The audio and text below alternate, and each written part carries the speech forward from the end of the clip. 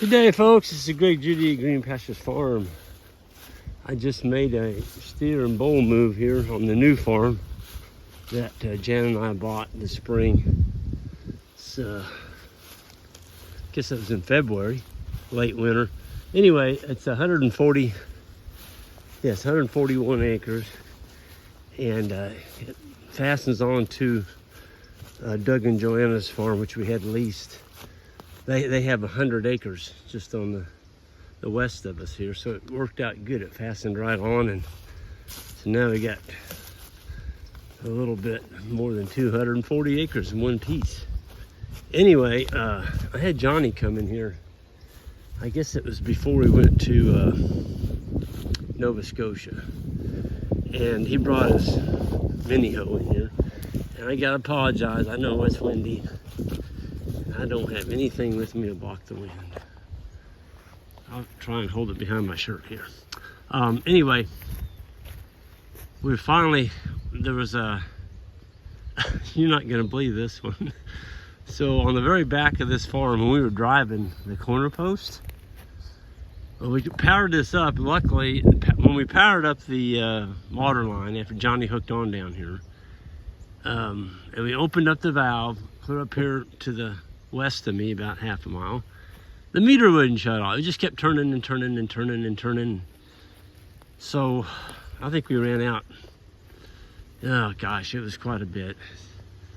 Several thousand gallons. And it was right after we'd gotten the rain, last rain we ever got.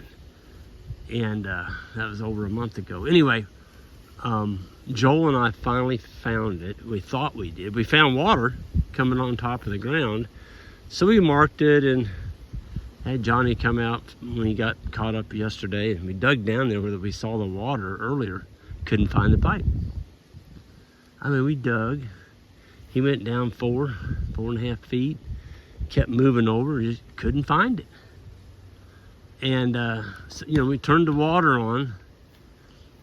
Finally, we just said, well, we'll turn the water back on. And that darn thing was up by a driveway. We'd driven one of those 8-inch corner posts.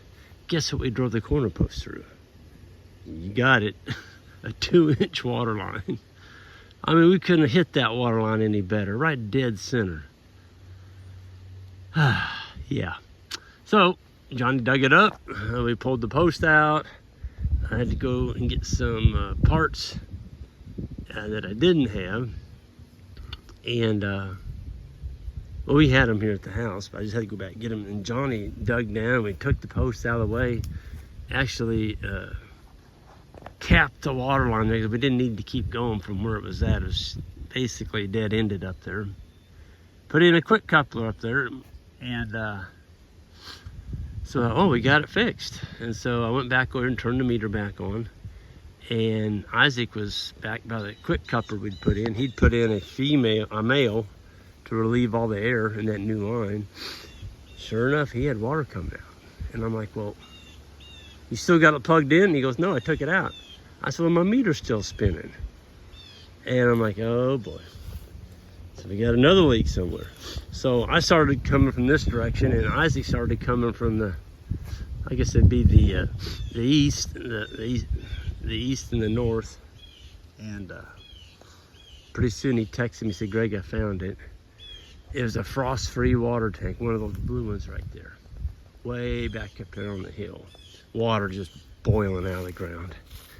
I'm like, well, at least we found it. So we took lunch, and Johnny moved on down with his little, I called it a mini hoe. Somebody else called that a track hoe. I don't know what you, it's a mini hoe, all right? And he dug down, and sure enough, underneath the pad, which was on concrete, it's just like this one, the stop waste valve that you use to turn it on and off, the line was broken. So we got it all dug out. I got the parts, and we're going to be getting that this morning. But I was able to shut the water off up on top of the hill up here. So we're using it. Once we get that other plumbing done today, I can power it all up. Look at this, isn't this beautiful? Got me a few new leaves in here this morning. I just put this up like 15 minutes ago. I always put these fiberglass rods around it. Once you find one of these little tanks, this tank here is 34 years old. You know, it's kind of like a pair of old Carhartts. People make fun of me on my Carhartt. Great, I know you got enough money to go buy you a new pair of Carhartts. I'm like, yeah, but my old ones, they fit me really good, and they're comfortable, and I kind of like them. Even though they just hang on me like threads, I don't care. One thing I did here, folks, is because bulls are just, well, they're just tougher. They like pushing on stuff. And that hydrant right there is not protected, or it wasn't. I'm gonna come down here when the ground gets softer, and I'm gonna put a triangular post system around here, kind of like those posts there, where I don't have to do this each time. But I've got a hot wire running from there back to my poly over there, and I'm protecting that hose. I found that animals will chew on the hose sometimes, but for the hot wire around it, nah, they don't monkey with it. So we got about 60 head of bulls and steers in here this morning, and these are all coming 2-year-olds.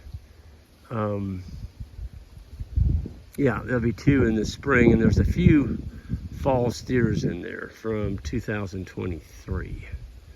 So they won't be 2 until next fall. Anyway, we're gonna have a few steers to sell. If you want some to finish out on your own, these are gonna be some nice ones. Well, you can see them, they're right there. Just super, super docile. They've been moved every day of their life since they've been born.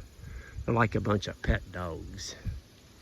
But they're easy to keep in. They're really hot wire broke. And just, you know, they're all pure blood South Pole steers. They weren't good enough to make bulls, so we banded them. And yeah, that's what we done. So anyway, the reason again, these fiberglass posts, they're only in the ground about 8 inches. The ground is so hard I could hardly get them in the ground. Yeah, but it just keeps them from turning that tank over. There's about 30 gallons of water in there. It's easy for me, once I pull these up, I can just turn that over. But see, today I'm on this piece, and right over here is my other fence.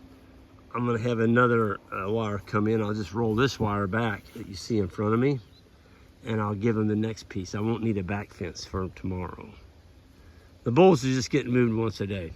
But anyway, I gotta get back up there. I think the boys are probably waiting on me now. They went and did the cows, and I did the bulls, so we're gonna join up at the top of the hill and get that water line repaired this morning, and this farm will be ready to go. Folks, I'm telling you what, this pipe water, if you own the land, you know, I've done both. I've run the water line on top of the ground, and I've buried it. Only when I own the land do I bury it, because you can't take the line with you. But you know, it took Johnny about half a day or so to put in a hydrant here, one up there on the hill, and if we ever want to, we could dig down here and hook on again and just go clear on up this valley if we want, and put in a coupler or something. Yeah, somebody asked me why I didn't use quick couplers. I did yesterday. I put in one, and I'll probably be putting in more, but I had the hydrants. I kind of like having a hydrant right up here. It's handy if I want to get me a drink or wash off something. I just go right to my hydrant and turn it on and get me a fill of water. Boy, 192, you are a beaut. Yes, you are. Husky raised bull. Nice animal, nothing fancy about him. He's just a nice, well-built bull, solid forage raised. We got 3 of those left. Those are 3-year-olds, and we're going to be getting some semen on those. We're almost sold out of semen, so I got to get some of our better bulls in there. Get some more straws collected. So if you're looking for straws to breed with, semen straws, on some Greg Judy Green Pasture Farm macho bulls, we're gonna have them available And you know, it's a lot more economical to buy a $25, $30 straw semen than it is maybe to buy a, you know, $8,000 to $10,000 bull, especially when you don't have that many cows to breed. So you don't have to keep the bull, but yet you can breed to the best. And I know a lot of y'all have done that, and I think that's a good way to go. Anyway, I'm out of here. Folks, y'all have a good one.